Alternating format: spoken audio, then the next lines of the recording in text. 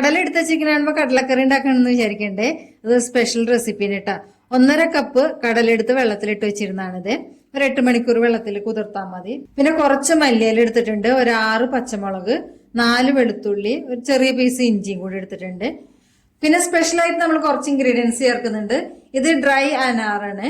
പിന്നെ ചായയില 3 ടീസ്പൂൺ എടുക്കുന്നുണ്ട്, 3 black cardamom എടുക്കുന്നുണ്ട് കേട്ടോ. ആദ്യം നമുക്ക് കുക്കറിലേക്ക് കടല ഇട്ട് കൊടുക്കാം.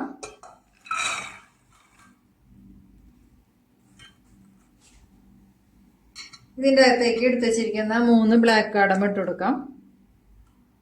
പിന്നെ ഈ എടുത്ത് വെച്ചിരിക്കുന്ന ചായയില ഒരു കിഴിയയിൽ കെട്ടിയിട്ട് അതിട്ട് കൊടുക്കാം. പിന്നെ ഇതിൻ്റെ അകത്തേക്ക് 1/2 ടീസ്പൂൺ ഉപ്പിട്ട് കൊടുക്കാം. ഒരു നുള്ളു ബേക്കിംഗ് സോഡയും കൂടി ഇട്ട് കൊടുക്കേ.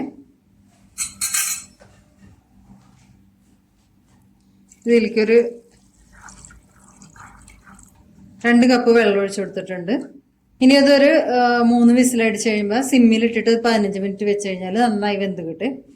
കുക്കറിൻ്റെ എയറൊക്കെ പോയിട്ടുണ്ട് കേട്ടോ. നമുക്ക് തുറന്ന് നോക്കാം. കടല വേവായിട്ടുണ്ട്. അപ്പോൾ ഈ ചായയില കിഴി ഉണ്ടല്ലോ അത് എടുക്കാം. ബ്ലാക്ക് കാർഡമം എടുക്കാം കേട്ടോ അതിൻ്റെ അകത്തുനിന്ന്. ഇനി ഒരു സ്ട്രെയിനറിൽ ഒഴിച്ചിട്ട് സ്ട്രെയിൻ ചെയ്തെടുക്കാം. ആദ്യം സ്ട്രെയിൻ ചെയ്ത കടല ഒരു പാനിലേക്ക് ഇട്ട് കൊടുത്തിട്ടുണ്ട്. ഇതിൻ്റെ അകത്തേക്ക് 1/2 ടീസ്പൂൺ ഉപ്പ് കൂടി ഇട്ട് കൊടുക്കാം. 1 ടീസ്പൂണ് ബ്ലാക്ക് പെപ്പർ പൗഡർ ഇട്ട് കൊടുക്കാം. 1 ടീസ്പൂണ് ഗരം മസാല ഇട്ട് കൊടുക്കാം.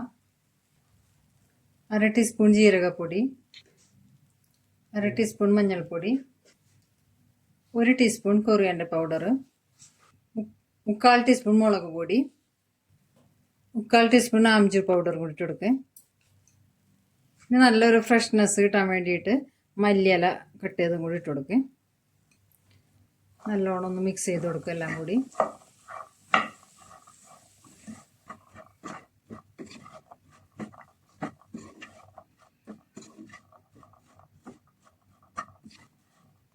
മസാലപ്പൊടികളെല്ലാം ഒന്ന് ചൂടായി വന്നിട്ടുണ്ട്. പിന്നെ ഇതിൻ്റെ അകത്തേക്ക് നമുക്ക് വാളംപുളിയുടെ ചട്നി ഒഴിച്ചു കൊടുക്കാം കേട്ടോ.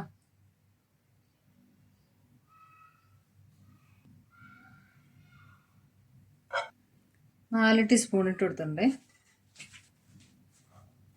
നല്ലോണം മിക്സ് ചെയ്ത് കൊടുക്കാം. അതായത് പിണ്ടിച്ചോല എന്നാണ് പറയേ. ഇതിൻ്റെ അകത്ത് ഇനി നമുക്ക് ഗ്രേവി കൂട്ടാൻ വേണ്ടിയിട്ട് കുറച്ച് വെള്ളം കൂടി ഒഴിച്ചു കൊടുക്കേ.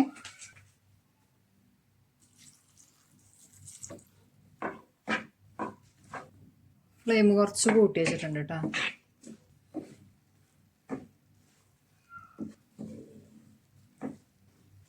തിളച്ച് വന്നിട്ടുണ്ട്. കുറച്ചും കൂടി വെള്ളം ഒഴിച്ചു കൊടുക്കേ.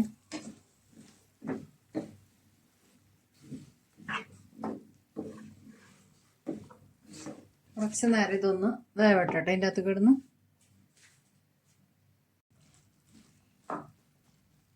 ഗ്രേവിയൊക്കെ കറക്റ്റായിട്ട് വന്നിട്ടുണ്ട് കേട്ടോ. അപ്പോൾ ഇനി ഫ്ലെയിം ഓഫ് ചെയ്യാം. ഇണ്ടിച്ചോല റെഡി ആയിട്ടുണ്ട്. ഇനി ഇതിൻ്റെ അകത്തേക്കുള്ള വറവിടാം. 2 ടീസ്പൂണ് നെയ്യ് ഒഴിച്ചെടുക്കാം. ഇതിൽ നെയ്യ് ഭയങ്കര ഇമ്പോർട്ടൻസ് ആണ് കേട്ടോ. ഇതിൻ്റെ അകത്തേക്ക് കുറച്ച് സൺഫ്ലവർ ഓയിലും കൂടി ഒഴിച്ചെടുക്കുന്നുണ്ട്. ഫ്ലെയിം സിമ്മാക്കി കൊടുക്കട്ടെ. ചൂടായിട്ടുണ്ട്. 1/2 ടീസ്പൂൺ അജ്വൈൻ സീഡ്സ് ഇട്ട് കൊടുക്കാം. നീളത്തിൽ കട്ട് ചെയ്തിരിക്കുന്ന ഇഞ്ചി ഇട്ട് കൊടുക്കാം. വെളുത്തുള്ളി, അതുപോലെ തന്നെ പച്ചമുളക് ഇട്ട് കൊടുക്കാം.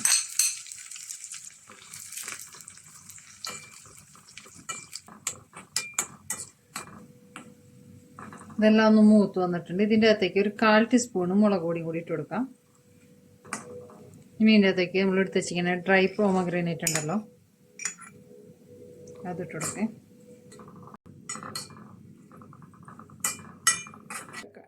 നമ്മൾ സാധാരണ ഉണ്ടാക്കുന്ന കടലക്കറിയിൽ നിന്നും വ്യത്യസ്തമായ ഒരു ടേസ്റ്റാണ് പിണ്ടി മസാലയ്ക്കുള്ളത്. അപ്പോൾ എല്ലാവരും ഒന്ന് ട്രൈ ചെയ്ത് നോക്കണേ.